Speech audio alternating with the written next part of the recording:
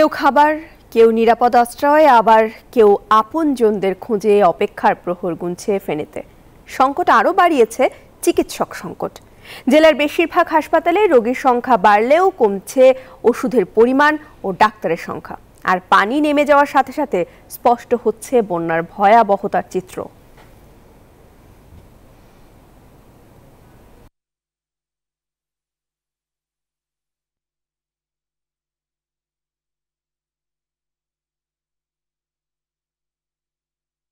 দেশি পাকা টমেটো আর সিক্রেট রেসিপির কম্বিনেশনে তৈরি প্রাণ সস, সসের বস। ফেনীর বন্যা পরিস্থিতি কিন্তু অপরিবর্তিত রয়েছে, তবে সকাল থেকে কিন্তু থেমে থেমে বৃষ্টি হচ্ছিল, কিছুটা এখন রোদ দেখা যাচ্ছে। তবে আমি এখন রয়েছি যে ফেনী পৌর এলাকার পূর্ব উকিলপাড়া একটা প্রবেশ মুখে।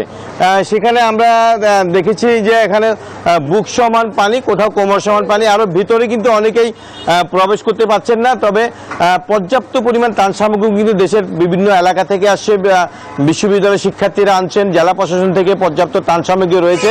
তবে বেশ দুর্গত কিছু এলাকায় অর্থাৎ যেতে খুব কষ্টসাধ্য হয়ে যাচ্ছে, যার কারণে কিন্তু অনেক এলাকা এখনো 5 থেকে 6 দিনের মধ্যে কিন্তু তারা ত্রাণ পায়নি বলে অভিযোগ করেছেন।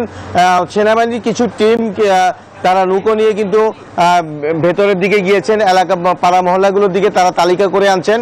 এবং যারা ফেনীর বাইরে অন্যান্য জেলা থেকে আসছেন তারা কিন্তু অনেক এলাকা চিনতে না পারার কারণে কিন্তু সে ত্রাণ সামগ্রী কিন্তু অর্থাৎ শহরের অর্থাৎ যেখানে শুকনো জায়গা সেখানে দিয়ে যাচ্ছেন, যার কারণে কিন্তু পর্যাপ্ত ত্রাণ অনেকে পাচ্ছেন না বলে অভিযোগ করছেন। তবে এখন কিন্তু খাবার এবং শুকনো খাবার এবং বিশুদ্ধ পানির কিন্তু জন্য হাহাকার পড়েছে। অনেকে বিশুদ্ধ পানি না পেয়ে কিন্তু এই যে বন্যার পানিগুলো ফিটকিরি দিয়ে অর্থাৎ কোনো মতে খেয়ে বেঁচে আছেন বলে তারা জানিয়েছেন। তবে তারা বারবার দাবি করছেন যেন পর্যাপ্ত ত্রাণ পাওয়া যায়।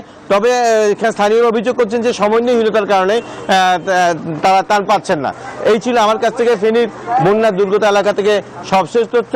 আমাদের আরেকজন সহকর্মী রয়েছেন নোয়াখালী, সেখানকার বন্যার পরিস্থিতি জানাবেন আকবর হোসেন সোহাগ। ধন্যবাদ রতন, আপনি যেমনটা ফেনীর চিত্র জানিয়েছেন। আমি আছি নোয়াখালীতে, নোয়াখালী জেলা শহর মাইদিতে আছি। আমি মাইদি জেলা শহরে গত 2 দিনের টানা বৃষ্টির কারণে, অতিরিক্ত বৃষ্টির কারণে নোয়াখালীতে গত 2 দিনে অন্তত 2 ফুট পানি আরও বৃদ্ধি পেয়েছে। এখন এখানে আমার পিছনে আমি আছি নোয়াখালী আইনজীবী সমিতির পিছনে। আপনি দেখতে পাচ্ছেন এই যে প্রত্যেকটা সড়কে আপনার 5 থেকে 6 ফুট পানি বৃদ্ধি পেয়েছে গত 2 দিন টানা বৃষ্টির কারণে, অতিরিক্ত জোয়ারের কারণে আসলে পানি উঠে গেছে এখানে।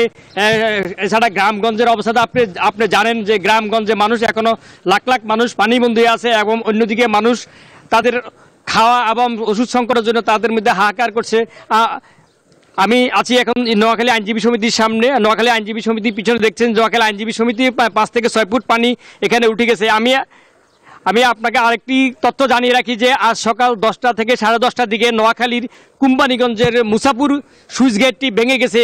অতিরিক্ত জোয়ারের কারণে সুইচ গেটটি ভেঙে গেছে। ওই সুইচ গেটটি ভেঙে যাওয়ার কারণে ওখানে আসলে মেঘনা নদী থেকে এবং ফেনী ডাকাতিয়া নদী থেকে যদি অতিরিক্ত জোয়ার এবং পানি জড়িয়ে আরও যদি বৃদ্ধি পায় তাহলে মানুষের মধ্যে আশঙ্কা দেখা দিয়েছে। মানুষ আশঙ্কা করতেছে যে ওখানে যদি এই সুইচ গেট ভাঙার কারণে যদি অতিরিক্ত পানি ঢুকে যায় নোয়াখালীতে তাহলে মানুষের অবস্থা আরও ভয়াবহ হবে, এমনটাই মানুষের আসলে শঙ্কিত।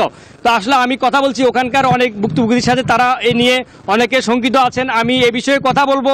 নোয়াখালীর মানুষ এখনও পানিবন্দী এবং তারা খাদ্য সংকট, ওষুধ সংকট আছে, এবং অন্যদিকে মানুষের বাসা বাড়িতে পানি ঢুকে যাওয়ার কারণে মানুষের ডায়রিয়া আক্রান্ত হচ্ছে, এবং তারা বিষাক্ত সাপও তারা অনেকে কামড় দিয়েছে, আক্রান্ত হয়েছে।